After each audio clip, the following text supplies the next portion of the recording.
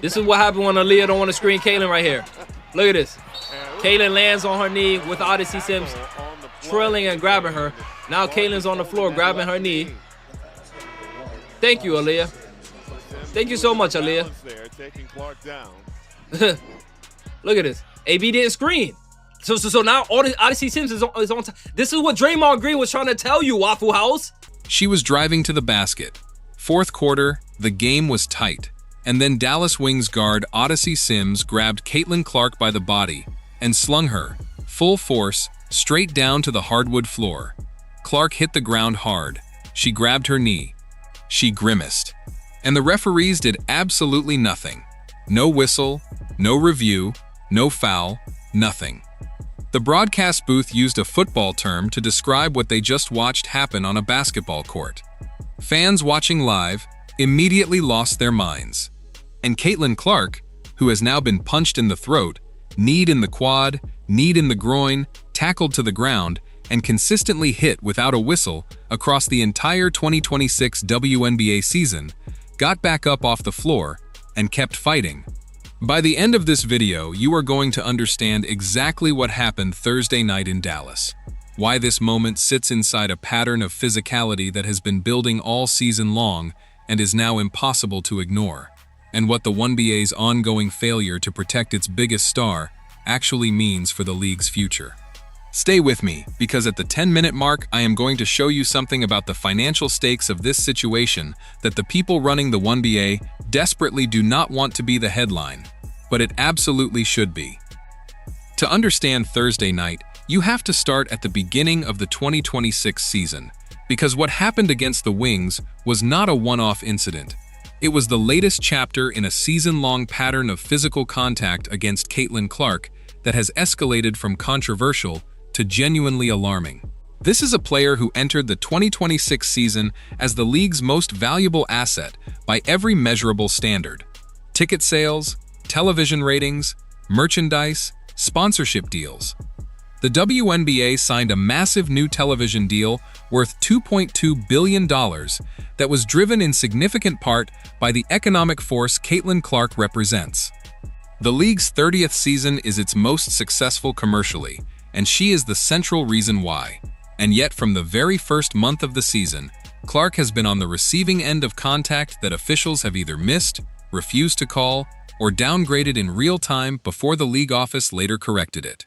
On June 24th, Phoenix Mercury forward Alyssa Thomas kneed Clark in the groin and then pressed a closed fist directly into her throat while Clark was on the floor scrambling for a loose ball. No foul was called in real time. Zero whistle from the officials, who were right there watching it happen. It was only after the game, after a post-game review, after Stephanie White went on national television and called the no call absolutely egregious and utterly unacceptable, that the WNBA issued a flagrant foul too and suspended Thomas for one game, for a closed fist punch to the throat of the league's most visible player. The pattern was already established by then. This was not the first incident. It was just the most egregious one, and it would not be the last. Here is the specific breakdown of the Dallas Wings incident and why the details matter. Thursday night, August 20th. The Indiana Fever traveled to Dallas looking to win their 6th straight game. Clark finished the night with 10 points and 9 assists. Not her best offensive showing, but she was still running the offense and creating for teammates even in a game that ended 91-85 in the Wings' favor. In the second quarter, Clark and Paige Buchers got tangled up in a heated arm grab exchange. A foul landed on Clark. A technical landed on Buchers. That alone was a story. But the moment that went viral, the moment that sent the internet into full-scale outrage within minutes of happening, came in the fourth quarter. Clark made a move toward the basket. Odyssey Sims, a former Fever teammate who played alongside Clark in 2025, came in to defend and grabbed Clark with force, dragging her down to the hardwood floor in a collision that the broadcast booth immediately compared to a football tackle. Clark landed knee first. She grabbed her left leg with a grimace visible from the stands and held it for a moment before slowly getting back up and continuing to play. No whistle, no review, no flagrant consideration, nothing from the officials who were right there on the floor. A video of the play went viral within minutes, shared by the account Brick Center on X, and immediately flooded with reactions from players, analysts, and fans. Former ESPN host Linda Cohn called it on social media, writing "no end in sight." One fan wrote, "This should have been reviewed." Another compared it directly to the NFL. And the most cutting comment of all came from a fan who wrote, "Tackling is apparently the new way to stop Caitlin Clark. The question is whether Sims meant to tackle her or lost her footing." Other angles of the play suggested that Sims may have lost her balance. But here is the thing that matters regardless of intent. When a player the size of Sims comes down at full force on a player driving to the basket, the referee on the floor has a responsibility to review it. They did not. And that is the failure this video is actually about. Now let's talk about the counter-narrative, because there is one, and it deserves to be treated seriously rather than dismissed. There is a significant portion of WNBA analysts and players who have argued all season that the conversation around physicality against Caitlin Clark has been unfairly framed. Their argument goes like this: Clark is a guard who drives hard, plays with force, and initiates a lot of contact herself. Some of what gets labeled as targeted physicality is just normal WNBA basketball applied to a player who plays an aggressive style. Stephanie White herself said with evident sarcasm after the Kaya Stokes knee incident that Clark seems to always be initiating the contact, which was White's way of calling out the absurdity of how officials were explaining no calls. Former WNBA All-Star Katie Douglas made a more serious version of this argument, saying it is important to distinguish between fouls and normal contact, and that not every collision involving Clark is intentional targeting. And there are legitimate questions about Clark's technical foul count. 8 on the season, the most in the league, which tells you something about how often she is engaging directly and loudly with officials. She is not a passive victim of these situations. She is an intensely competitive player who operates at the edge of the rulebook on her end as well. But here is where that counter-argument breaks down completely. A knee to the groin, followed by a closed fist to the throat, is not a gray area. A player being dragged to the floor on a drive is not a gray area. The Chicago Sky incident where Clark was bodied into a referee by Natasha Cloud and somehow got the technical foul while Cloud got nothing, that is not a gray area. These are moments where the application of the rules is so inconsistent that even a former NFL referee, Terry McCauley, took to social media and said he had never in any sport he has played, watched, or officiated heard a referee explicitly use a player's name in a foul announcement the way WNBA officials used Clark's name during the Atlanta Dream overtime win on August 16th. McCauley called it incredibly unprofessional.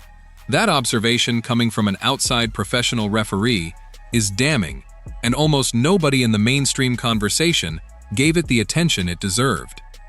Here is the big picture, and this is where everything connects. Remember the number I teased at the start of this video? We are getting to it right now. The WNBA's new television deal is worth $2.2 billion.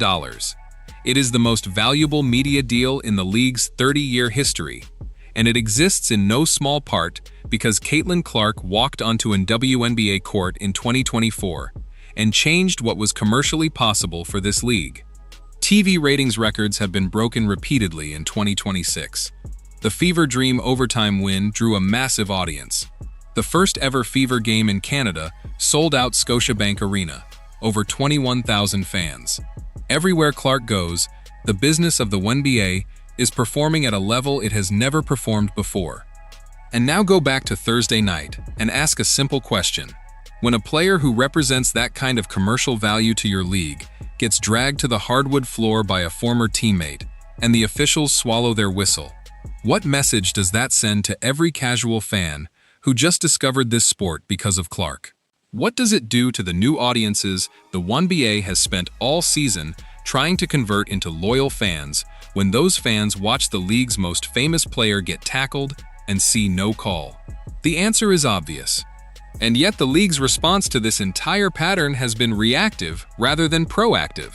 Suspending Alyssa Thomas after the fact instead of protecting Clark in real time, rescinding the technical foul from the Chicago incident after public outrage forced their hand, and still not issuing any league-wide memo or structural change to officiating standards that anyone can see is actually working.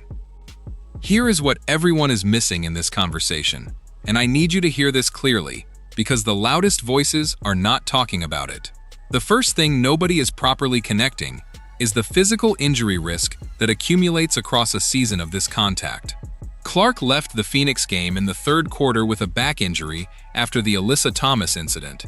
She limped to the locker room after the Kaya Stokes knee to the quad on July 16th and came back clearly playing through pain to finish with 13 points and 6 assists. She grabbed her knee after the Dallas tackle on Thursday. Each individual incident can be explained away or minimized in isolation. But add them together across a full WNBA season, and you have a player who has absorbed significant physical punishment to her back, her quad, her groin, her throat, and her knee, all while leading the league in assists and pushing for an MVP award. The fact that Clark is still performing at this level despite all of this contact is either a testament to her toughness or a warning sign about what happens when the accumulated damage eventually catches up. The second thing nobody is connecting: Odyssey Sims. The player who tackled Clark on Thursday night is a former Indiana Fever teammate. Sims played alongside Clark in 2025 on a hardship contract after the Fever suffered multiple injuries. She knows Clark.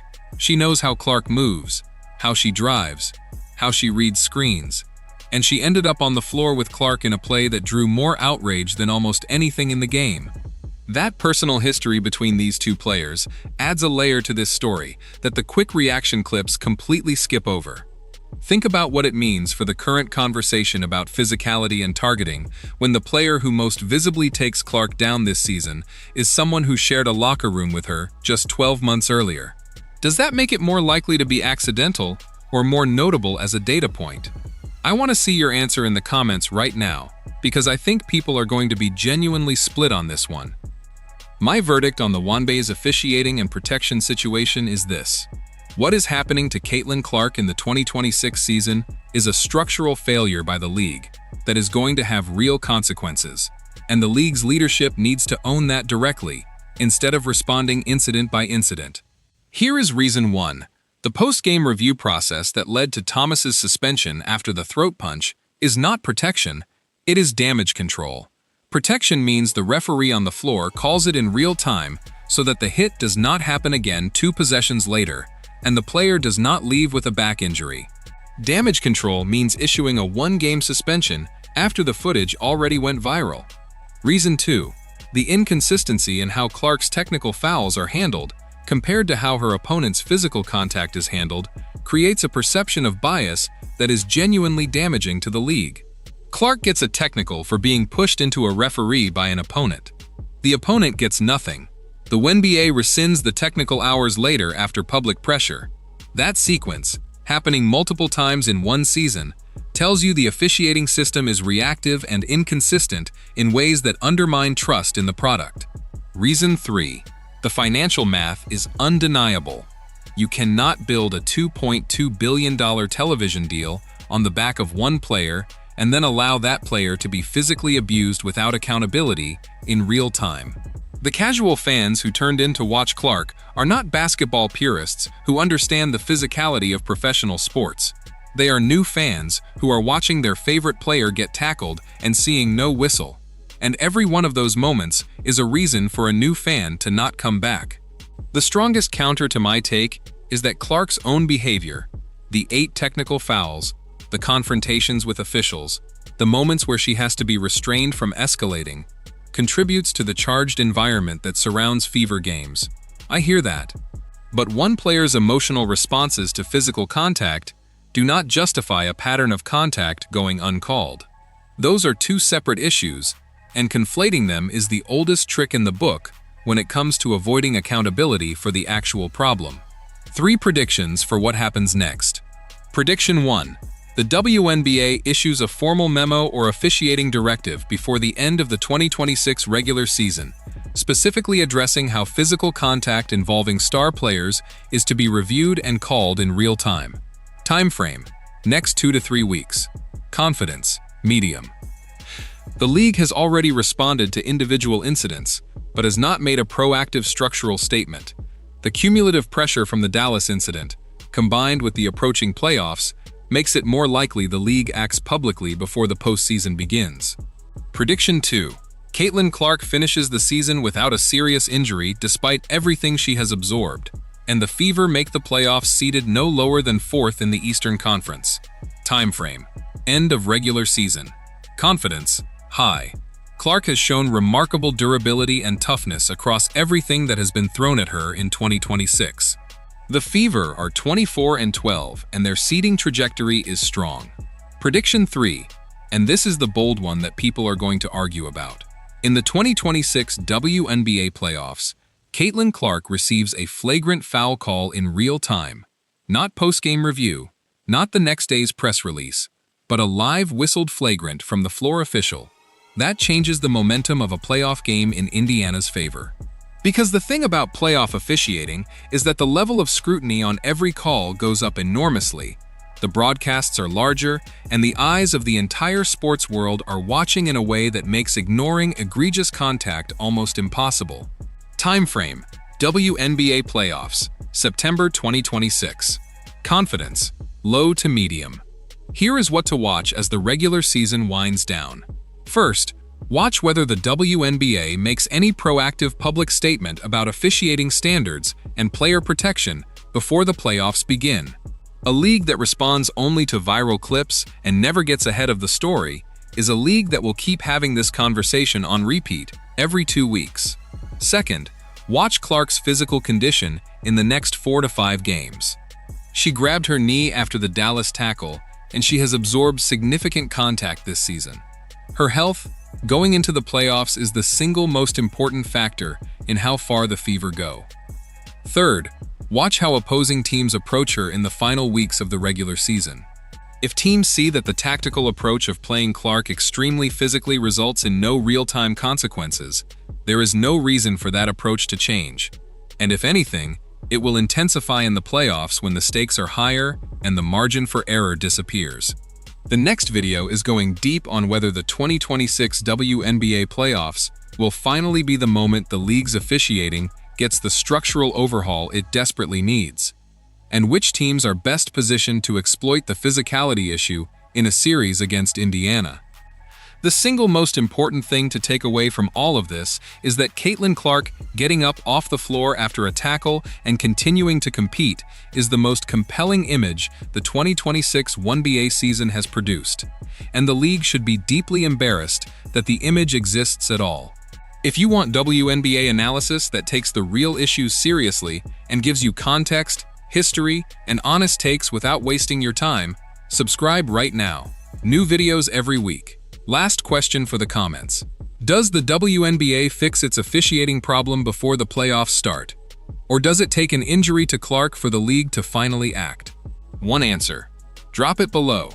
Let me add one more layer to this that I think is genuinely underreported and changes how you understand the league's position on this entire debate. The WNBA created an officiating task force before the 2026 season began. This was not a secret. Stephanie White herself referenced it directly in her post-game press conference after the Alyssa Thomas throat punch incident. White said, and this is worth repeating, "We spent all offseason looking at officiating, and I still say the one thing that we keep asking for is consistency." Think about what that statement means, coming from a head coach who was part of the process that was supposed to fix this problem. The league convened the task force. They spent the entire offseason working on it. Coaches and players were involved in the conversation. And then in the first 2 months of the 2026 season, the league's most famous player was punched in the throat on camera with no call, kneed in the quad with no call, and tackled to the floor with no call, all in games that were nationally televised. The task force either did not produce real changes to officiating behavior on the floor, or whatever changes were made are not translating into how referees are calling games in the moments that matter most. That is a catastrophic institutional failure. And the fact that White had to stand in front of reporters and reference the task force while simultaneously describing what happened to her player as egregious and utterly unacceptable tells you everything you need to know about how far the league still has to go. This is not a referee problem in isolation.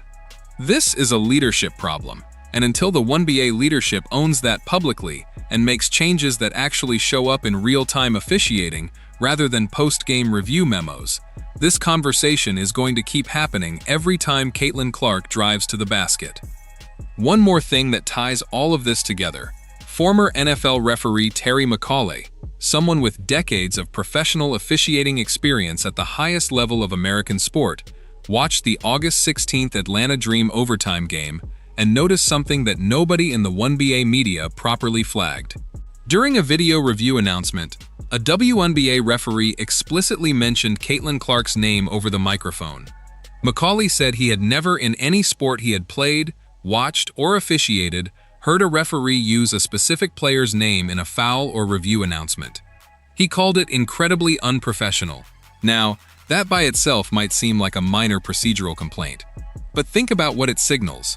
When officials are identifying individual players by name in formal announcements, it suggests that the entire officiating environment around fever games has become something other than neutral and consistent. It is officiating that is aware of the star, reactive to the star, shaped by the presence of the star, and that is not what professional officiating is supposed to look like. The WNBA has built its biggest commercial moment in 30 years around one player, and the officials working those games are visibly, audibly, operating with a different level of awareness when she is on the floor. That is the structural problem nobody wants to name directly, and it will not get better until someone in a position of authority at the league level names it and fixes it. That is the story the WNBA needs to reckon with before September, and it starts with calling the foul when it happens, not issuing the press release the next morning. Caitlin Clark got up off that Dallas floor Thursday night and kept playing. The league owes her, and every fan watching, the same level of fight.